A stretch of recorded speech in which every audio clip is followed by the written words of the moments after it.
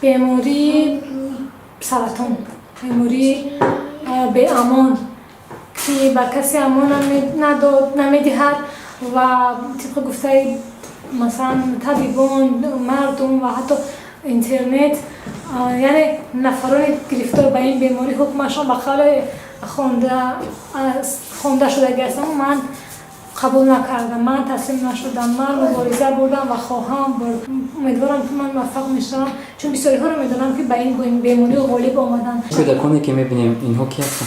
نوشافرین و مهرآفرین من دوگانه 4 ساله و 2 ماهه که بعد از جراحی و کیمیودرمانی و طبابت‌های پی در پی من کمتر آواره هستن، یعنی بیمارداری رو حس میکنن، چون من بیشتر وقت در بیمارخانه ها به سر میبرم و اینها به یک دایه خوب نیاز دارن. یعنی پدرشون در کجا است؟ هر گفت رفت پدرشون گفت تو که مادرشون معیوب شدی، بیمار شدی، به من در کار نیست.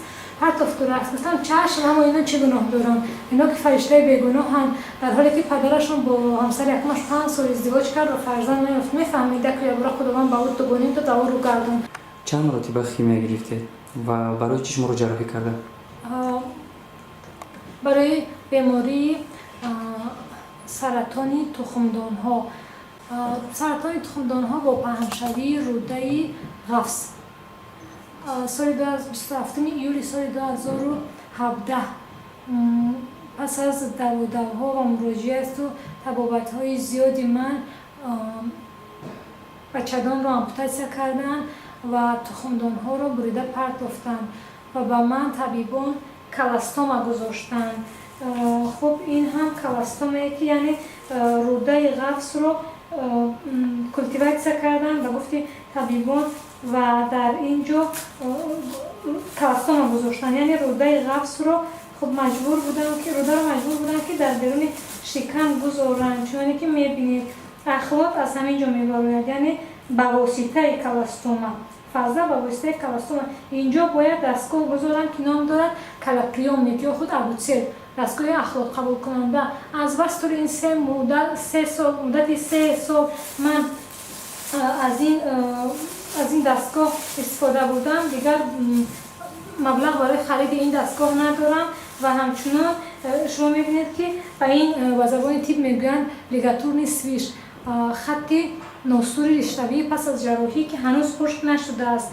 برای خرید بینت، لیکاپلاستر، سالفیتکا، دستمال کاغذی، سپیرت، پخته، مغز و 1001 دارو درمان دیگر به من پول لازم است که با 108 سامانیه که از دولت نفقه میگیرم کافی نیست. همین دستگاه کلاپریوم خودش 120 سامان است، در بعضی داروخانه ها با گرانتر و باز کمی ارزانتر، ولی کافی نیست مبلغی که من میگیرم. 7 مرتبه کیمیودرمانی قبول کردم، به من خیمیا گذراندن و طبیبان در آخر به خلاصه آمدن که دیگر ارگانیسم من، بدن من برداشت کردن نمیتوانم و نخترش گرده ها. طبیبان گفتن که از هر دو طرف گرده ها گیدران افراز دارند و اگر یک تای دیگر از این کیمیودرمانی بگیرم ممکن است که با حقیقت پدرو بگیرم.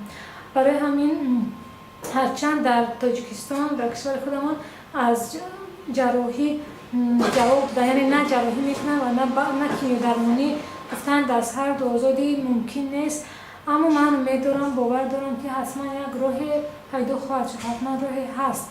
اگر در تاجیکستان نمیشود طبابت، پس در آلمان، در هندوستان، روسیه، اسرائیل و کشورهای دیگری که در طبابت بیماری سرطان موفق شده‌اند، امیدوارم که در آنجا حتما طبابت می‌یابم و از مردم از این کشورم دعوت به عمل میارم، خواهش میکنم، التماس میکنم که برای من کمک کنم تا من در آلمان طبابت بگیرم، چون زنده موندن میخواهم.